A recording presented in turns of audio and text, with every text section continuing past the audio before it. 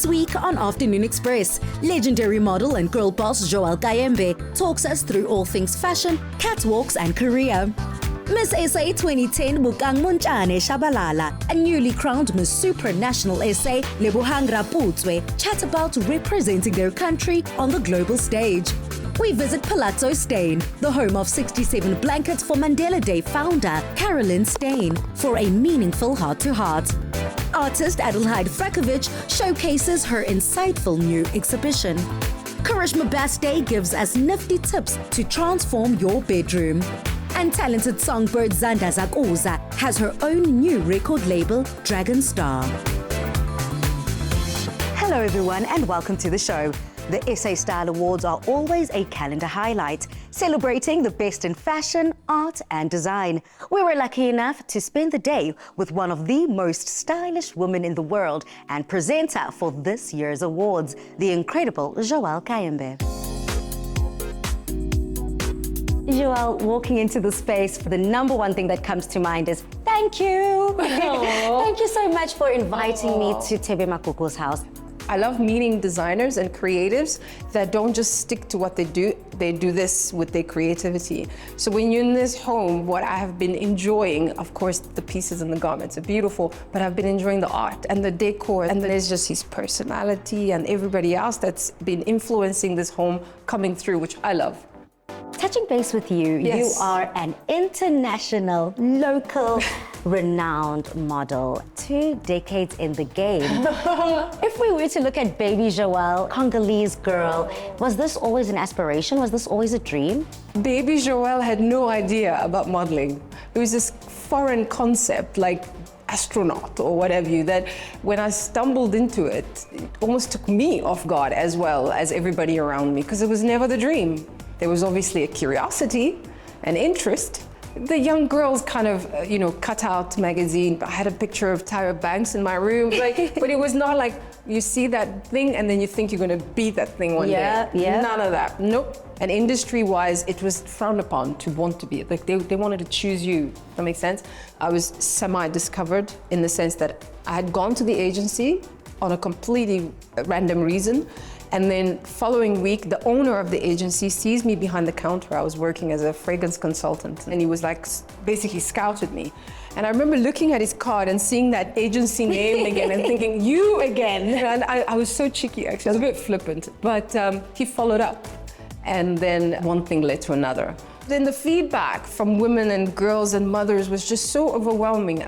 It became very apparent that this was not something you just throw away. It was no longer just about me anymore. It was about everybody else that felt represented when they saw me. 2 decades in the game. What keeps that passion going? There's this quote. It says, surround yourself with people whose eyes light up when they see you coming. And that's what I've had throughout my career. I've had people that have been exceptionally supportive. In those moments when things have been really unpredictable, I've thought, you know what, they've done all of this work to get me here. The least I could do is just deliver, and that's it. And you'll be surprised how that will get you through those hard days, and then the next days become easy. Joelle, your excitement about the work that you do truly does feed my curiosity, so I can't wait to explore. All right, come on. Where should we start? Let's go, clothes. Obvious. Duh. Obvious. You know, Joelle, spending the day with you, I knew that you'd send me into fashion heaven. Oh, yeah.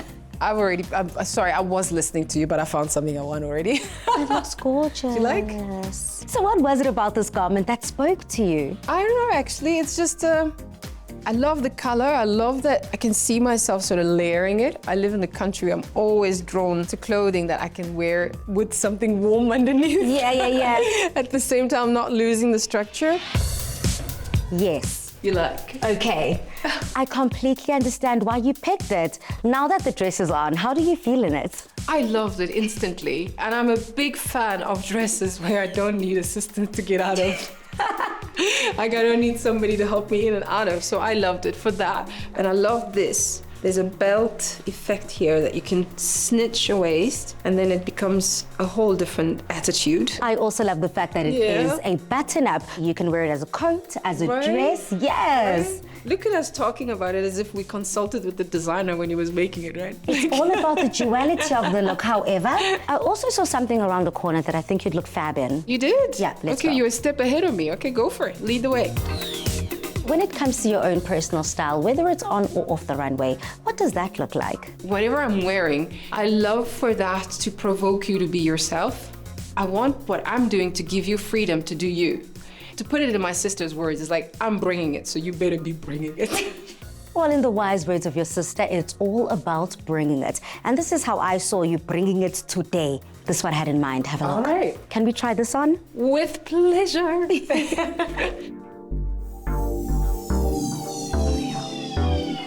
I think I found my outfit. Let's go try it on. Okay. You're right.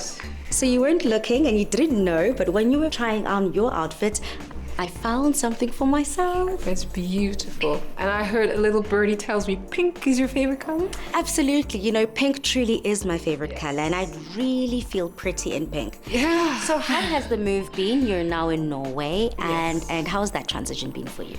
I've been there for 8 years now, and I feel like I've landed, finally landed, and I love it. I found myself in there, whereas before I was looking for me and like, how do I fit in? What's my thing here? But now I have my atelier, I have my art, I have my theater, I have my friends and family, and my dog. Well, from being born and bred here in Africa to being able to travel the world, not only for your work, but for your own personal endeavors. Are you ready for adventure? Wait, I thought I was gonna be adventuring you today. What is this? No, sis. We're definitely gonna have to change. Oh. And after changing, we're gonna go explore. Oh, touche, darling, touche. Thank you.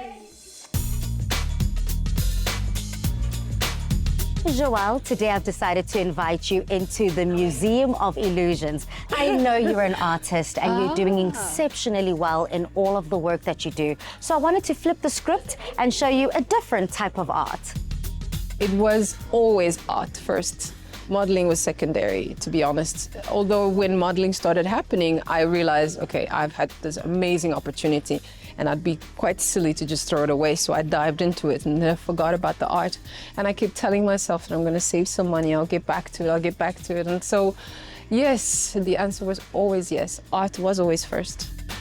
I've found painting in my studio to be so isolating and too much alone time in a country that's not home. I don't have friends and family close by. So I was looking for a way to express myself artistically that would allow for me to have a community of other artists that I can vibe and hang out with. So that's how I ended up in theater. I went to Copenhagen Film and Theater School in Denmark. So far, I have done 2 proper productions.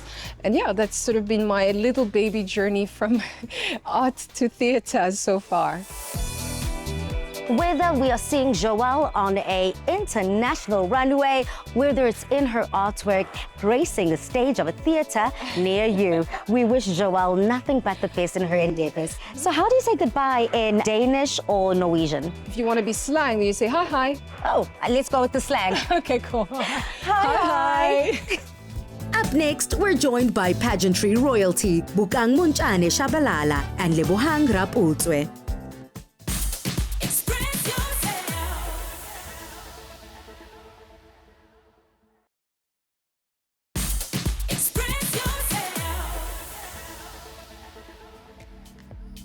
Women's Month is a time to honor the strength, spirit, and achievements of the women shaping our nation's future. Today, we're joined by former Miss SA, now National Director of Miss Supranational SA, Bukang Munchane Shabalala, and the newly crowned Miss Supranational SA 2025, Lebohang Raputswe. Bukang, you are a mother, an entrepreneur, and a mentor. Through your journey, number one, how would you describe your journey and which role means the most to you? Sure, that's a tough one. I think I would describe it as favored. From a beautiful childhood and upbringing, I feel extremely blessed, to the opportunities that have come my way, you know, and I often say we all want to talk about how hard we work, right? But there's always somebody working extra harder, 10 times harder than you, and they might still not be able to have what you have. So I think I look at my journey and I just see it as a journey of grace. It's a journey of favor, and that's why I say a favored journey, because every single opportunity and everything that I've set out and put out into the universe, and I've spoken to God about I keep ticking. It came to pass. Yeah, and so yeah, that's how I describe my journey. And in terms of roles, I think because I am bits of everything, right? I love my role as a wife, walking the journey with an incredible husband. It's beautiful. Marriage is beautiful. And then, of course, I love my role as a mom. I mean, they will test you. Yeah, they will. I'm that mom now who can give a look and then they know, don't do that. But I love it. I love how children remind us of who we truly are and what we're capable of and just how freely we should really live life. And then, of course, as a businesswoman, where I get to do what I love. Not everybody gets to do what they love. So, yeah. And favored you were, Yes, truly favored. It's such a journey of grace because everything happened as it should have happened. And people usually go in and think the win is what you go for, but it's really this process leading towards this great opportunity and experience in a different country, being able to meet other ladies, being able to experience that culture as well. So leading towards, there's obviously many challenges that I did face, and it was a short space of time. I didn't have a lot of time to truly prepare for this. But I have been working on myself for a long time, so I just had to carry that with me throughout this journey. So the win for me really, truly was one of grace, and I am truly appreciative to be able to represent my country in such a light with just being myself. And speaking of which, I mean, you were crowned Miss Supranational here in South Africa, and almost immediately they shipped you off, passports and all, Yes. to Poland. Yes. I mean, I hate the cold, so how was that experience like? And how was it like competing on that world stage? So when you speak about the cold, I did get sick. So in the first week already, I was sick, but I had to remember the reason as to why I was there. And being able to represent my country on such a stage, it really is a testament of grace. It was a huge responsibility, but carrying it with me, knowing that I've done my best, and I'm a person that prays before. I cannot really tell you what happened on the stage. I can say it's by the grace of God that I performed the way I did. So before walking on, I just prayed and I reminded myself that I'm representing myself, my country, but more especially who God is within me, and that I could never go wrong. So. And then, Siswam, you decided that no ways. Your days might be done walking the catwalk, but you've decided to step behind the scenes and become the national director. What made you get involved? Sure, I think my entire journey from the time I was crowned and even after, everything that I've done has been about empowerment. It's been about inspiring young girls, young boys to dare to dream, to know they're not defined by their background. So when I looked at the supranational pointers and what the focus is, it's inspiration and aspiration. And for me, that is quite important because I want young people in our country to be inspired. I want to dare them to dream bigger. I want them to go for great opportunities that are out there for them. And I think me getting back in this industry, but on a different role, it just allows me to give young women the same opportunities I've had. So for someone like me who doesn't really understand the pageantry world, how does Miss Supranational differ from all of the other pageants around the world? I think you come as you are. Authenticity. We're not looking for a picture-perfect young woman. We're looking for somebody who has dreams, who has goals, somebody who's a hard worker, somebody who speaks well as well. And being articulate does not mean a certain twang. It just means you know who you are. You know how to stand up for what you believe in. And I think that really sets us apart in a sense of we want you to come as you are. And empowerment, you know, we are there to really empower the girls. We want a young woman to come and be a part of the organization, but leave having been upskilled. As soon as you are done with the platform, we want to know what it is you would love to achieve and help you. We want to build you, upskill you, and make sure if you want to be a businesswoman, what do you need? If you want to be in education, you want to go back to school, how are we going to assist you as an organization? And I think that's really important because oftentimes you get a title, you are done, and then you go back to your normal life. It's not supposed to be like that. If we truly are serious about empowering young women, a young woman should walk out of this supranational journey being 10 times better of a version than what she was when she came in. And that's what we want to focus on. Tough question, Lebohang. Do you feel like you're better now that you've walked away with the title? And talk to me just about the work that you do and some of the accomplishments you've been able to achieve after winning. Looking at myself and the support that I've received from the organization, it has been immense, and Bokang is staying true to her word as to aiding me with what I want to do with the platform and for myself. The most important thing for me when I look at this journey and all of the things that I've done, I'm a person that speaks to education, youth empowerment and development, and children as well.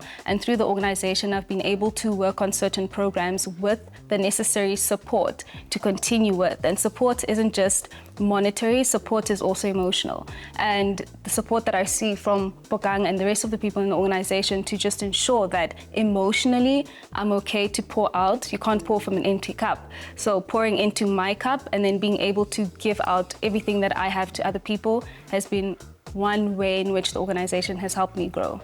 Yeah, it's a holistic experience, it seems like. It is. And as a holistic woman, mother, mentor, entrepreneur, wife, and so much more, when you look at your legacy, something that you want to leave behind, well after your days, what would that legacy be? As a mom, when you look at in business, you know, starting a kiddies clothing range with an African superhero and an African princess who is brown and has an afro, that's part of a legacy, because I want a black child to know that she is important, that she can be a representation of beauty and everything else in this world that is great. That's part of my legacy.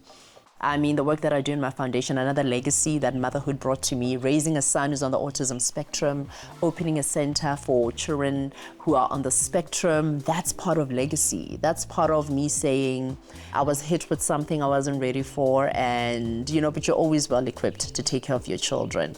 But now I'm turning my experience and helping other mothers who are not financially stable to be able to give their children what I was able to give my child in order for him to improve and be as amazing as he is right now. And that's part of legacy. And I mean, Supra as well becomes another part of legacy. So people can say, Bokang did that. And I think that's all we really want as human beings, right? So yeah. You know, I always say, may everything you touch turn to gold. Yeah. And not only turn to gold, but may we see that glitter everywhere you go. Just to know, I was there. Yeah. That's what it's all about. If you both have a message to the young people of South Africa, please share that message of encouragement, upliftment this Women's Month.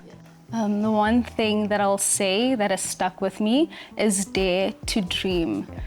Really dare to dream, follow whatever it is that your heart is telling you to follow. It has to be positive, of course. Speak positive things upon your life and just dare to dream and do it being you. I think for me, what I would want to say to the young people of our country is believe in yourselves. Believe in the power of your dreams. Do not let society or anyone actually around you tell you that you cannot. Some of us are living testimonies that you can do anything, irrespective of where you come from. So yeah, believe in yourself. Ladies, thank you so much for joining me here on Afternoon Express. May your voices continue to scream and echo from the highest of mountains, because your message is one that deserves to be heard. Siyabonga. Thank you. Coming up, artist Adelheid Frakovic invites us to her latest exhibition.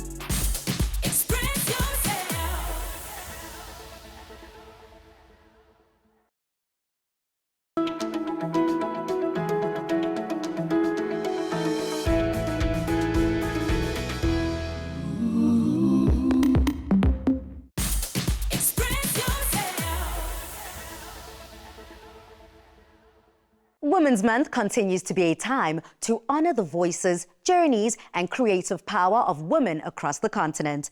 In celebration, APSA proudly presents Drawing the Line, a solo exhibition by 2021 APSA L'Atelier Ambassador Adelheid Frakovic, hosted at the Ava Gallery in Cape Town. This exhibition forms part of the Pan-African APSA L'Atelier series, a bold platform connecting emerging African artists with the world. Let's take a closer look at the story told through lines, memory, and meaning. Today on Afternoon Express, we meet a formidable force in the South African creative and academic landscape, Dr. Adelaide Franchkovich, an artist, a lecturer, and one of APSA's celebrated L'Atelier ambassadors. Hello, Adelaide. It's so lovely to meet you. Nice to meet you as well. This exhibition has taken my breath away. Thank you. Would you please tell me the story behind it? I would love to. We should start in the beginning. Perfect, let's go. So to tell you a bit about this work, it's where I started with lines, and the exhibition's title is Drawing the Line. In 2017, my youngest daughter was born, and during that time, I still wanted to continue with my art practice, and I couldn't work with like concrete and resin. And I took a big page home and I started drawing these lines sort of quite intuitively. And it was a way of doing something in between that time when I was also suffering from postnatal depression and the struggles of having a new baby and not sleeping. I then started to make marks, basically. I didn't even really think of them as lines at that point. From there, I started thinking about the potential of lines. The idea of the line was it could hold dual meanings. It could both divide as a border around a property or a country, and it could talk about inclusion and exclusion, and to connect ideas or people, places, and the idea of also throwing out the line. I like that. So that's where I started with lines. This artwork or this process certainly continues, and I'd love to move on to my next work titled Down the Line. This is my largest work. This work I started at the end of our APSA group show, and it's taken the past 2.5 years. All my work actually started the same with the lines, which started with this domestic moment at home with my kids. With this, my eldest daughter actually was losing a tooth, and she refused to eat. Like for 2 weeks, she was on liquid, and she was really stressing me out. And when the tooth came out, it was such a relief. And I was at the dustbin wanting to throw away this milk tooth. And I thought, you know, I can't throw it away. I know I've also kept other milk teeth, and it started making me think about the tooth as something that's quite site-specific. It holds a lot of meaning. So I started actually with a milk tooth, even though these are wisdom teeth that my cousin gave me. All of these thousands of teeth come from 4 wisdom teeth. And basically, I just made molds and I cast different shades with color, with bone, with pigment, with earth into those teeth, and then we made these panels. And something that I thought about, especially towards the end, was how we have 4 wisdom teeth. I can cast them, then I can make 8. When I have 8, I can double it and make 16. When I have 16 and so on, it's that sort of doubling up. And that's how our family tree works. We have 4 grandparents, we have 8 great-grandparents, we have 16 great-great-grandparents. And that made me think about this kind of ancestral timeline, because I'm interested in where we come from, where we belong, especially in my concrete work as well, where the teeth actually have their roots. And this idea of rootedness. All of those thousands of ancestors moved, made decisions, you know, were born, died, and somehow we are privileged enough to be here and have our own moment of being alive. So that was very sort of revealing for me with this work. How has being a part of APSA's L'Atelier shaped your visibility as an artist? So this artwork is, I think, very special to me. It's the artwork that kind of pulls together the artworks called The Bottom Line. And because of the spades and the metaphor of the spade and digging, I think it's a nice place to start talking about how did APSA really impact my art career. So receiving the APSA award was a huge surprise to me. They're giving you an award and saying you have achieved a certain level to be given this award, but now we're giving you actually an opportunity to do something with our support. It's great that it's like a longer journey. It's not a year, it's not 6 months. It was already a 3-year journey, and you get the opportunity to have a group show with your fellow ambassadors. At least got the opportunity to exhibit our group show in different places nationally. Then we also exhibited internationally, and then each of us also have a solo exhibition. So I think the very important part for me was this opportunity to have time to develop, to see your work in the first exhibition, reflect like I'm reflecting now for my next exhibition, and then giving all of us that time to mature our work a bit further before we have the solo, which is important.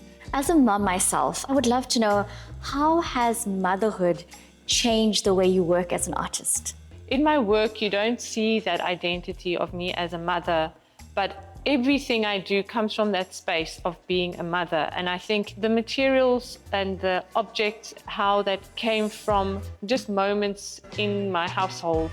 And I also previously worked with lint from the tumble dryer, and it was also during this time with postnatal depression after my second daughter, where I just felt I could relate to the brokenness of that material, being so fragile after giving birth. I'm almost that object that can be thrown away, and I've started to learn to identify when that moment is coming and what does it mean, and if I allow my art process to open up and continue, I'm going to learn through it and deal with things I didn't even know I had to deal with. Adelheid enhances her lines of time through erasing portions and then using what comes off to add texture. For Ava Gallery Director Olga Speaks, this unusual form of self-expression is one of the APSA L'Atelier Ambassador's greatest gifts. I think Adelaide's relationship and her meditation on time is really something very pertinent to us today. We all have a relationship with time, right? It's a very scarce resource.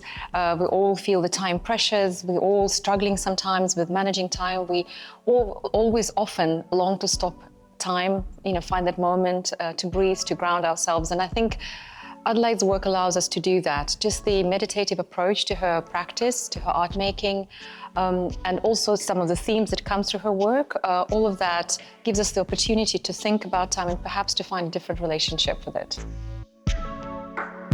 My experience today was absolutely phenomenal. Adelaide is an incredible artist and human being. I loved learning about her process, and looking at her work, it's beautiful, but the depth behind it is what really took my breath away.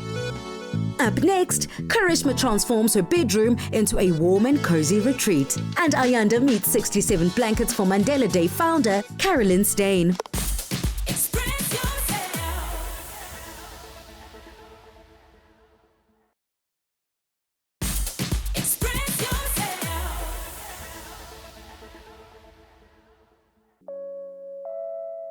Cold days call for warm layers. During the cooler months, your bedroom should be the perfect winter hideaway that feels soft, snug, and made for slowing down. So how to make that happen? A bedroom is more than just a place to sleep. It's a place where you relax, recharge, and feel completely at ease. Hi, I'm Karishma, and today I'm going to show you how Pep Home can help you transform your bedroom into a cozy retreat. This bedroom is bland and boring, and it's about time I made it more me. I'm thinking dusty pinks and pops of green to create a calming, beautiful retreat atmosphere. And first things first, I'm going to start with the bedding. I love the hue of this warm terracotta fitted sheet that I found at Pep Home. It's going to add real depth to the neutral duvet cover. I even found great basics at Pep Home, like my duvet inner and these beautiful pillow inners. This neutral base is perfect for the pops of color that I want to add, and I'm going to do that with an assortment of scatter cushions, throws, and quilts. I love the different textures and the different colors, and this has to be one of my favorite finds. Let's get decorating. I have lots of great options to play with, but today I've decided to go with this quilt as a base because I adore the pattern on it. And then I'm going to layer it with this beautiful pink throw and add a few more over in a bit of a messy look. Making your bed is personal, but winter is for cozy layers. Add warmth with statement throws, scatter cushions, and rich tones. I think the easiest changes that viewers can make in their bedrooms to create a more calming space is adding some warmth with some cozy textures and adding candles. Candles always bring warmth into the space. Let's see how we can decorate the rest of the room. Pep Home offers a variety of items and decor pieces to style your bedroom, from clocks to calendars, candles to diffusers, handy trays and organizers. Small styling items really make a big difference. I love these goodies that I found at Pep Home that really bring the room to life. This newly styled bedroom makes me feel so comforted. I feel like I want to be in my bedroom all the time. It's so inviting, it's so luxurious, it's warm and cozy, and I love everything about it. The highlight of my new bedroom definitely is these cozy throws. I really think they just make the whole bedroom come together beautifully. I love my newly decorated bedroom. It's calming, cozy, and inviting. Thank you, Pep Home. Now, let's upgrade yours. You at home stand a chance to win a 1,000 Rand Pep Home voucher. Tell us, which Pep Home item would you like to add to your bedroom? Head over to our socials and drop your answer with the hashtag #PepHomeExpress.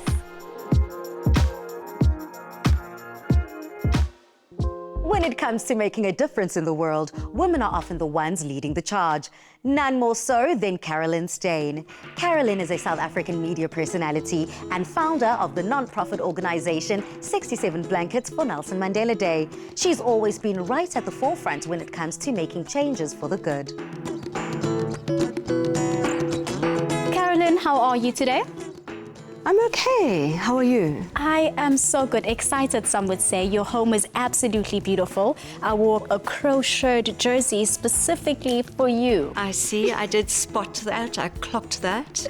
Now, you have had an incredible career spanning over so many years, and you've deep dived, not just tiptoed into so many different areas. But when I hear your name, my mind immediately goes to 67 Blankets.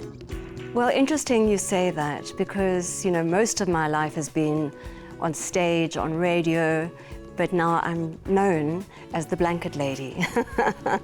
And it started 12, 13 years ago on my husband's birthday, the 19th of December, 2013. We just lost Madiba on the 5th of December. And we were talking about memories of Madiba because my husband Doe and Madiba had a very, very close father-son relationship. What are we going to do on Mandela Day the following year?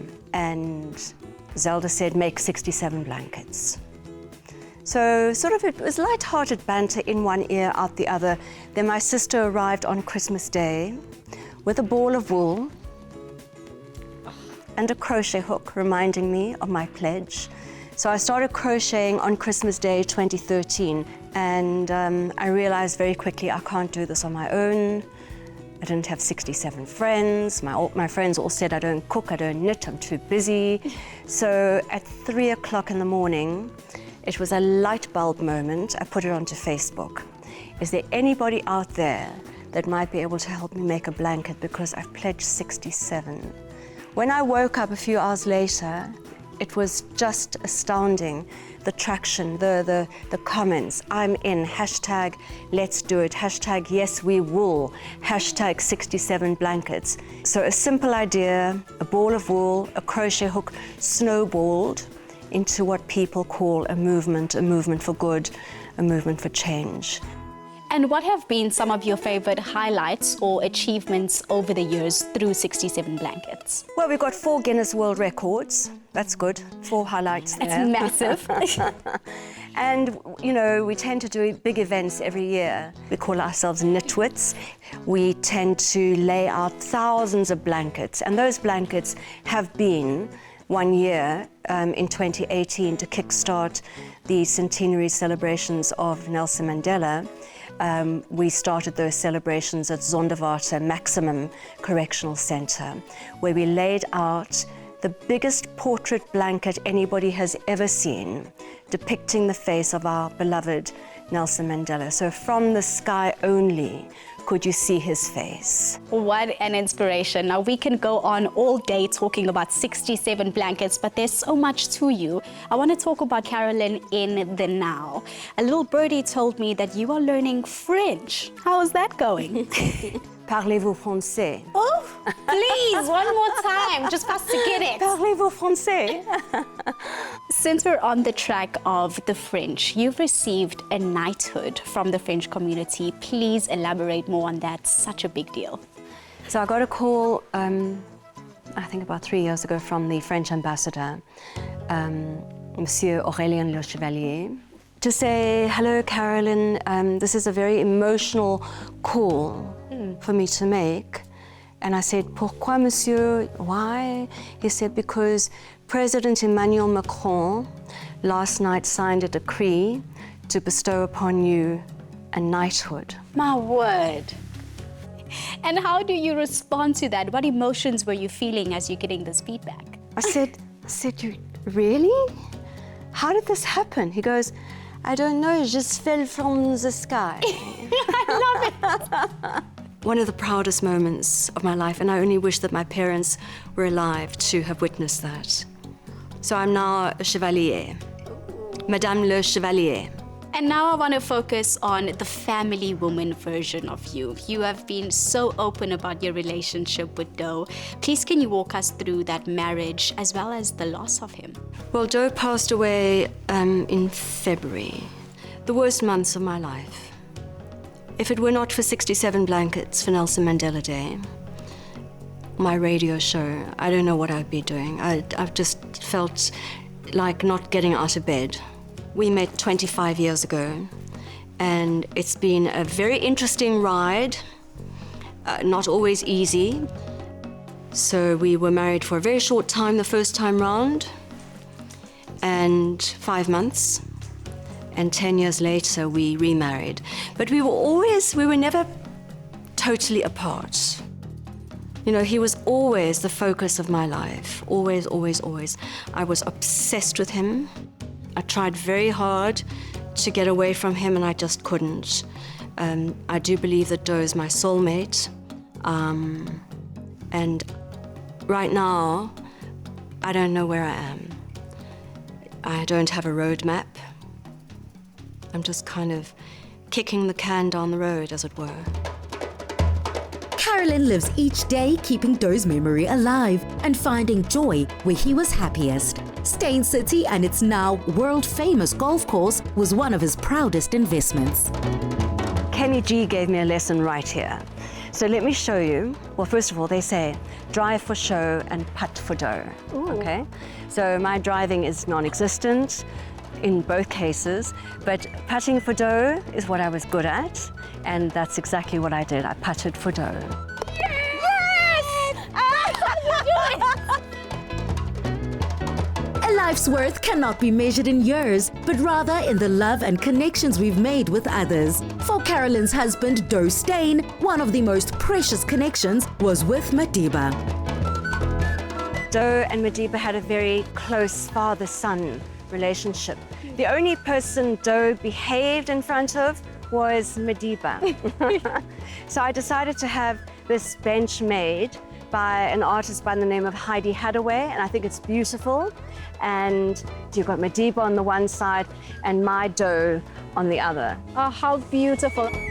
Thank you so much for your vulnerability, for opening up, for reminding us that karma exists and that the more good you push out, the more good that will come to you. Thank you for having us in your space. Thank you so much. It's been so lovely chatting to you. An incredible home for an inspirational woman. Next up, musical sensation Zanda Zakuza gives us the scoop on her brand new record label.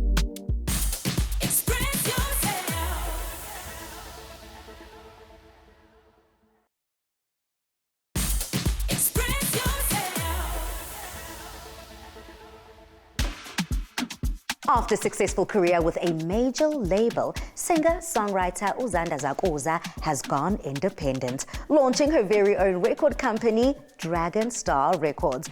With a brand new EP titled Tears and Tequila, she is here to tell us about her new chapter. Please, Mzansi, help me welcome the multi-talented Zanda Zakuza. Welcome back to the show, honey. Hello, thank you so much for having me. You are looking amazing. Your energy is truly effervescent. It is felt through every single corner of the room. And even though we haven't seen each other in so long, I'm so happy you still carry that with you. That is so nice. Tell us, Sam, what have you been up to? I've had, I think, almost 8 years of just going strong without taking a break. So you drop music, you tour.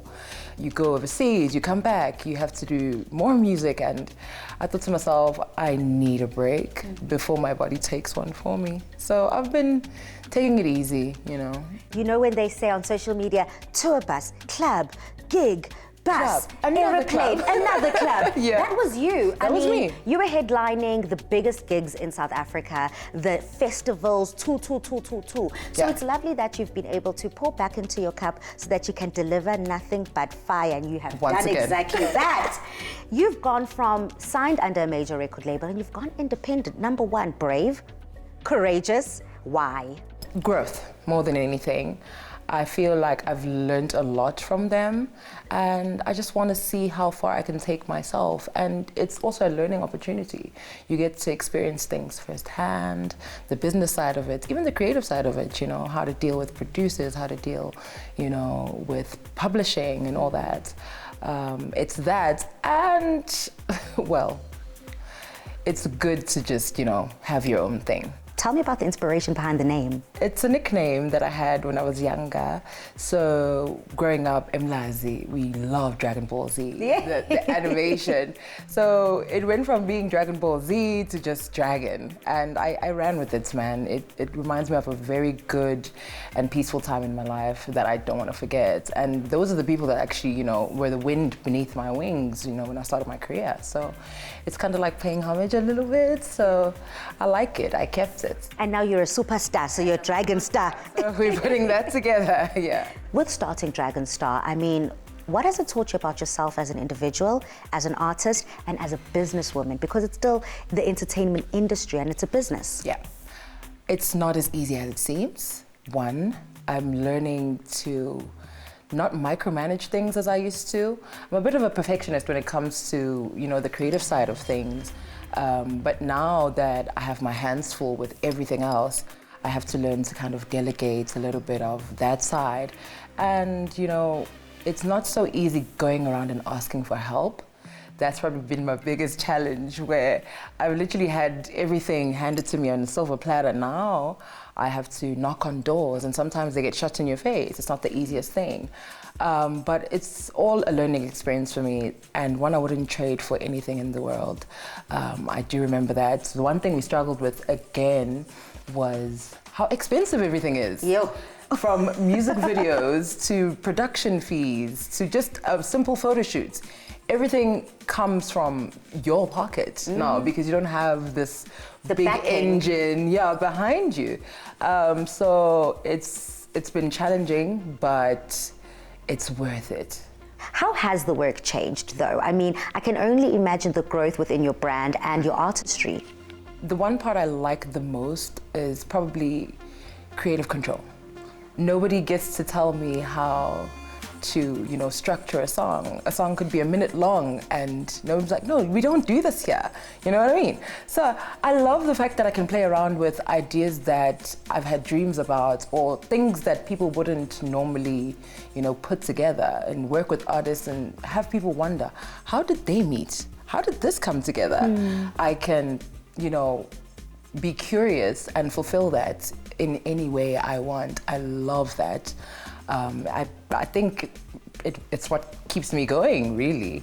I'm always curious to find out what the next project is going to sound like. With the evolution of Zanda, how does your music sound like now? What are some of those themes, the rhythms, and the feeling that you want to evoke? We chase trends still because, you know, it gets the money. Yeah. But I love that I can go back to house music, which was my first love. So right now we're doing 3-step. It's a new genre. It has elements of kwaito, elements of Afro tech, and just South African house music. It's the new trend right now, and most of my EP sounds like that. It's 3-step, but also we have gospel in there. Yeah. I'm happy to say that I found my faith again, and I get to praise God the way I used to when I started, because, you know, as you go along in this industry, you lose yourself every now and then. So during my break, I got to find myself and, you know, got redirected to my faith, and it shows in the music I make now. I sing about God proudly, and I try to encourage people to, you know, do good. So I love that the sound has changed in that sense, where we're not just, you know, talking about partying and, you know, chasing the next bag, every now and then. We get to actually now get real messages out there, and I'm very, very proud of the work that I'm doing now. Tell me about your leading single, Ndinga. It sounds as if it is truly a heart song. It is. So while I was taking a break, I went through a few things, a little bit of trials and tribulations here and there. And for the most part, I just felt like I didn't recognize the person that I had become. Again, it's all part of working on myself. You have to recognize the problem in order for you to fix it. So it was I could say it was a dark time in my life where I felt like no one was in my corner and people didn't understand that even I need a break. You can't force me to do things I don't want to do. So Ndinga came about at that time. I'm very big on writing about experiences as they happen. So by the time I sang it, by the grace of God, I was out of that dark corner. So it was more of a reflective song than anything. It's just me, talking about the doors that I've knocked on, also talking about how people that I thought were in my corner were no longer there when I needed them the most. So Undinga Sebeni is the full title, and we all know Undinga Sebeni to be a nomad, a person who roams, going house to house, asking for help or aid. So yeah, that was Undinga Sebeni, and the idea behind it. We all, could take a thing or two from that song. It being Women's Month, what does Women's Month mean to you, and how are you wanting to make a difference and see the difference around you? I love that we can actually have a month that is dedicated to women. We go through a lot, ladies and gentlemen. We are in Bogota, as they say, literally holding everything down. And I believe that a nation that doesn't respect or love their women is a failed one. So, as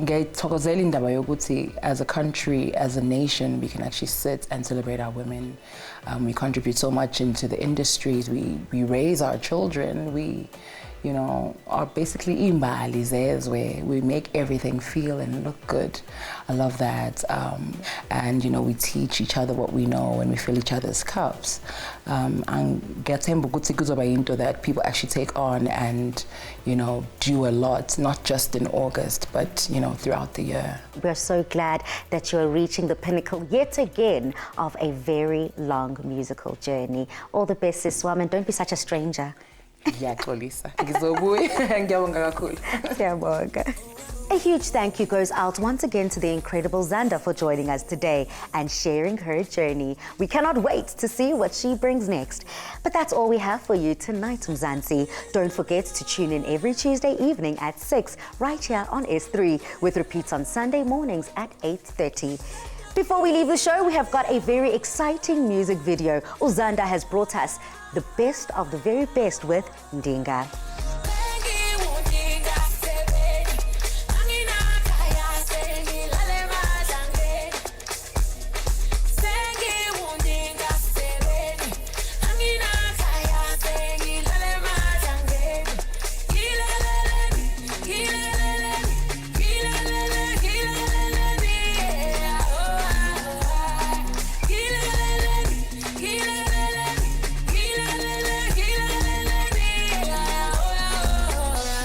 Another feel-good production.